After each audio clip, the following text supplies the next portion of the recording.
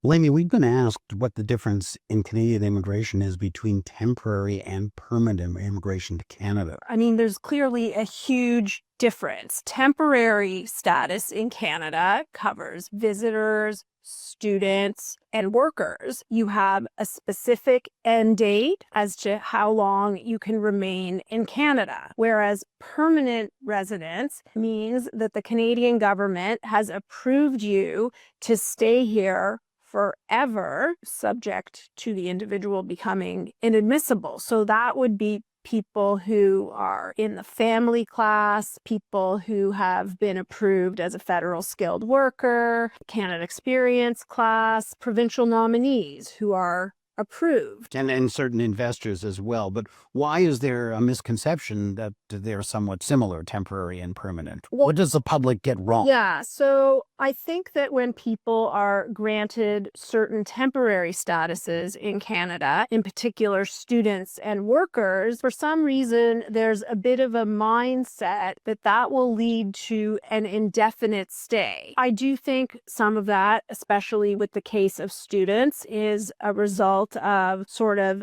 misleading promotion by the Canadian government and, quite frankly, ghost consultants outside of Canada. And then I think with respect to temporary workers, I actually think that sometimes companies might give people too big a dream of what will happen once they get here. That, oh, you can come on a work permit, we'll renew it a bunch of times, and then automatically and ultimately you'll be a permanent resident. Of course, the path to permanent residence in Canada has become increasingly more difficult over the last 6 months to the year. Doesn't look like it's going to get any easier anytime soon, which is, I suppose, why it's a good idea to get real professional help before you decide that this Canada is going to be your permanent home. Yeah, absolutely. If someone is coming to Canada taking side visitors, I think most visitors recognize what a visitor is. But for people who are making a commitment as an international student, you have to be very careful now. Not all programs automatically lead to a postgraduate work permit. And even for people who are on work permits, it has become more difficult to make an application for permanent residence since the government eliminated points for job offers. So if the long-term goal for anyone who's coming as a temporary resident is to stay here permanently, you need strategic